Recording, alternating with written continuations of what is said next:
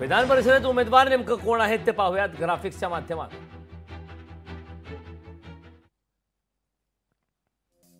भाजपकडून विधान परिषदेसाठीचे उमेदवार आहेत पंकजा मुंडे, सदाभाऊ खोत, परिणय फुके, अमित गोरखे, योगेश टिळेकर। शिवसेनेचे उमेदवार आहेत कृपाल तुमाणे आणि भावना गवळी। महाविकास आघाडीचे उमेदवार आहेत जयंत पाटील, प्रज्ञा सातव, मिलिंद नार्वेकर। राष्ट्रवादीचे उमेदवार आहेत शिवाजीराव गर्जे आणि राजेश विटेकर। या निवडणुकीचं गणित नेमकं कसं आहे ते पाहूयात ग्राफिक्सच्या माध्यमातून।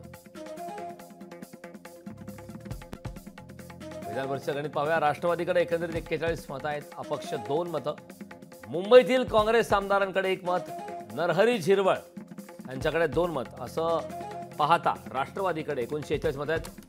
विधान परिषद गणित आपण पाहतोय, भाजप आणि अपक्ष असे म्हणून 112 मतं आहेत।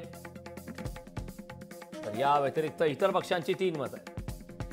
त्यामुळे भाजप 115 मतांपर्यंत भाजपची आकडेवारी पोहोचते।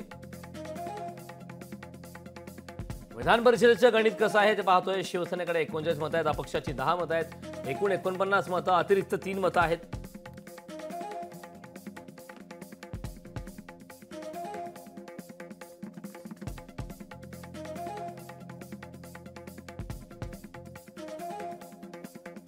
विधान परिषदेचं गणित आपण पाहतोय, यामध्ये प्रज्ञा सातव यांना विजयासाठी एकंदरीत 23 मतांची गरज आहे।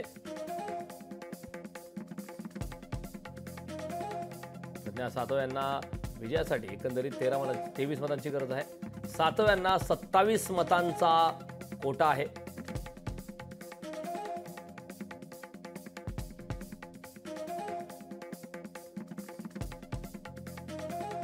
काँग्रेसकडे 10 मतं अतिरिक्त आहेत।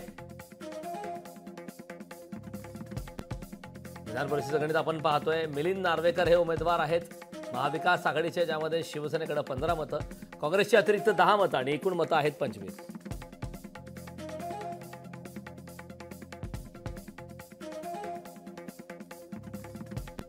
तर 10 मतं मिळवण्याचं आव्हान असणार आहे। राष्ट्रवादी शरद पवार पक्षाकडे 12 मतं, अपक्ष 1 मत, एकूण मतं 13। जयंत पाटील हे यंदा महाविकास आघाडीचे उमेदवार आहेत। याच संदर्भात गुलाबराव पाटील यांनी नेमकी काय प्रतिक्रिया दिलेली आहे पाहूयात। मला तरी असं वाटतं की उद्याचा निकाल हा आमच्या बाजूने लागेल अशा पद्धतीचे चित्र आहे। आज रात्री आता पुन्हा आमदारांची बैठक शिंदे साहेबांनी या ठिकाणी लावलेली आहे।